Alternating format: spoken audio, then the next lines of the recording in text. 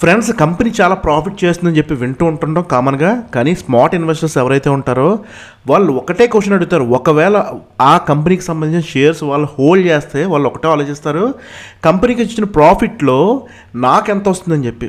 Company 100 crores earn చేసిందంటే మనకు డైరెక్ట్గా ఏమి యూజ్ ఉండదు కదా ఫ్రెండ్స్. ఎందుకంటే మనం కంపెనీ మొత్తం కొనలేదు కదా, మనం ఒక షేరో లేదా కొన్ని షేర్స్ కొంటాం.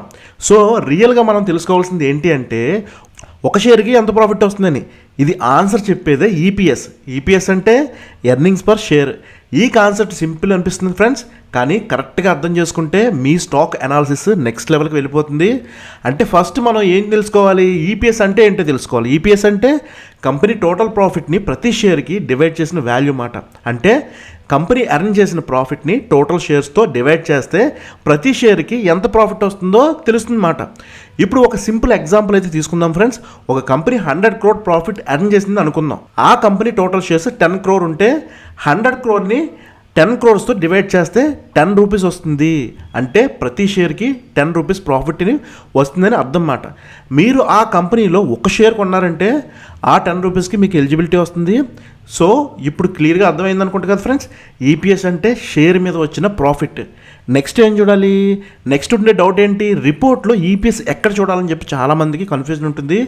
ఈపీఎస్ చూడడానికి మీరు కంపెనీ ఫైనాన్షియల్ రిపోర్ట్ ఓపెన్ చేస్తే ప్రాఫిట్ అండ్ లాస్ స్టేట్మెంట్లో లాస్ట్ సెక్షన్స్లో ఈపీఎస్ అని మెన్షన్ చేసి ఉంటుంది ఫ్రెండ్స్. స్క్రీనర్ లాంటి వెబ్సైట్లో డైరెక్ట్గా ఈపీఎస్ వాల్యూ కనిపిస్తుంది. ఇక్కడ బిగినర్స్ మిస్టేక్ ఏంటి అంటే ఒక ఇయర్ ఈపీఎస్ చూడడం, అది సరిపోదు ఫ్రెండ్స్. మీరు లాస్ట్ 5 years ఈపీఎస్ చూడాలి. కంపెనీ ప్రాఫిట్ కన్సిస్టెన్సీగా పెరుగుతుందా లేదా ట్రెండ్ చూడాలి ఫ్రెండ్స్. కాబట్టి రిపోర్ట్లో ఈపీఎస్ చూస్తే సింగిల్ నెంబర్ కాదు ఫ్రెండ్స్, ఫుల్ హిస్టరీ చూడాలి మీరు.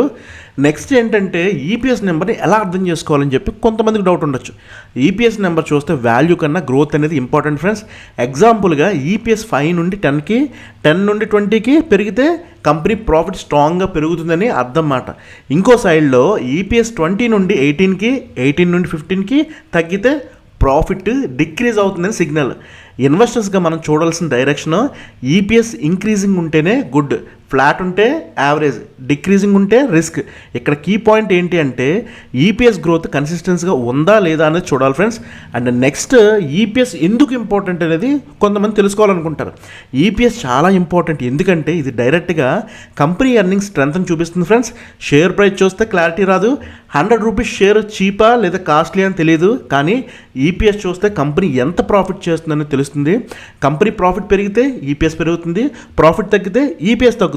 కాబట్టి ఈపీఎస్ మీద బిజినెస్ హెల్త్ చూపిస్తుంది ఫ్రెండ్స్. స్ట్రాంగ్ ఈపీఎస్ గ్రోత్ ఉన్న కంపెనీస్ ఫ్యూచర్లో కూడా గ్రో అవ్వచ్చు.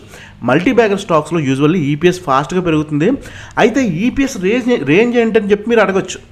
ఈపీఎస్కి ఫిక్స్డ్ నెంబర్ రేంజ్ ఉండదు ఫ్రెండ్స్, కానీ growth pattern important friends. EPS 2 నుండి 5కి 5 నుండి 10కి పెరిగితే గుడ్ గ్రోత్ అని, 10 నుండి 20కి పెరిగితే స్ట్రాంగ్ గ్రోత్ అని, డబల్ అవడం అంటే ఫాస్ట్ గ్రోత్ అని. ఈపీఎస్ తగ్గితే అవాయిడ్ చేయాలి ఫ్రెండ్స్. కాబట్టి వాల్యూ కన్నా ట్రెండ్ ఇంపార్టెంట్. మల్టీ బ్యాగర్ స్టాక్లో ఈపీఎస్ ఫాస్ట్గా గ్రో అవడం కామన్ ఫ్రెండ్స్. ఈపీఎస్ ఒకటే చూస్తే సరిపోదు ఫ్రెండ్స్. ఈపీఎస్ ఒకటే చూసి డెసిషన్ కూడా తీసుకోకూడదు. ఎగ్జాంపుల్గా కంపెనీ ఏ ఉంది, అలాగే కంపెనీ బి ఉంది. కంపెనీ ఏ వచ్చి దాని ఈపీఎస్ వచ్చి 50 rupees ఉంది, కంపెనీ బి యొక్క ఈపీఎస్ వచ్చి 10 rupees ఉంది. డైరెక్ట్గా కంపెనీ ఏ బెటర్ అని చెప్పలేం. ఎందుకు అంటే కంపెనీ ఏ షేర్ వాల్యూ వచ్చి షేర్ ప్రైస్ 5000 అయితే కంపెనీ బి షేర్ ప్రైస్ వచ్చి 100 rupees. అయితే ఇక్కడ సిచ్యువేషన్ డిఫరెంట్ ఫ్రెండ్స్. కాబట్టి ఈపీఎస్తో పాటు ప్రైస్ కూడా చూడాలి, అప్పుడే మనకి కంప్లీట్ పిక్చర్ అనేది వస్తుంది. కాబట్టి ఈపీఎస్ ఒక్కటే కాదు ఫ్రెండ్స్, కాంబినేషన్లో చూడాలి ఫ్రెండ్స్. అలాగే next EPS and PE ratio connection అనమాట. ఈపీఎస్ని కంప్లీట్గా యూజ్ చేయాలంటే పిఈ రేషియోతో కలిపి చూడాలి ఫ్రెండ్స్. ఈపీఎస్ అంటే ప్రాఫిట్, పిఈ అంటే ఆ ప్రాఫిట్కి మార్కెట్ ఎంత ప్రైజ్ ఇస్తుందని. ఎగ్జాంపుల్గా ఈపీఎస్ 10 rupees ఉంది, షేర్ ప్రైస్ వచ్చి 100 rupees ఉంటే పిఈ ఎంత అవుద్ది 10 rupees. 100 divided by 10 అంటే 10 rupees కదా. అంటే 10 rupees ఎర్నింగ్ కోసం 100 rupees పే చేస్తున్నారని దీనికి అర్థం మాట. ఇక్కడ స్ట్రాంగ్ కాంబినేషన్ ఏంటి అంటే ఈపీఎస్ ఫాస్ట్గా గ్రో అవడం ప్లస్ పిఈ రీజనబుల్గా ఉండడం. ఇలాంటి స్టాక్స్లో మల్టీ బ్యాగర్ ఛాన్స్ అయితే ఎక్కువ ఉంటుంది ఫ్రెండ్స్. అయితే నెక్స్ట్ వచ్చిన క్వశ్చన్ ఏంటంటే ప్రాక్టికల్గా దీన్ని ఎలా యూజ్ చేయాలని చెప్పి. మీరు నెక్స్ట్ టైం ఏ స్టాక్ అయినా అనలైజ్ చేసినా కూడా ఫస్ట్ ఈపీఎస్ చూడండి. లాస్ట్ 5 yearsలో ఈపీఎస్ ఎలా ఉంది, గ్రోత్ అయిందా లేదా, గ్రోత్ ఉందా లేదా అని చూడండి.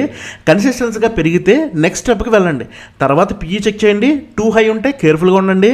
ఇలా స్టెప్ బై స్టెప్గా అనలైజ్ చేస్తే మిస్టేక్స్ అనేవి తగ్గిపోతాయి ఫ్రెండ్స్. ఈపీఎస్ మీకు ఫస్ట్ ఫిల్టర్ లాగా వర్క్ చేస్తుంది.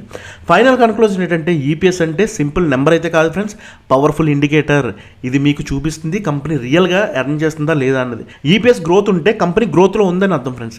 ఈపీఎస్ తగ్గితే వార్నింగ్ సిగ్నల్ ఫ్రెండ్స్. కాబట్టి ప్రైస్ చూడడం ముందు ఈపీఎస్ చూడండి, అప్పుడే కరెక్ట్ డెసిషన్ మీరు తీసుకోగలుగుతారు అన్నమాట.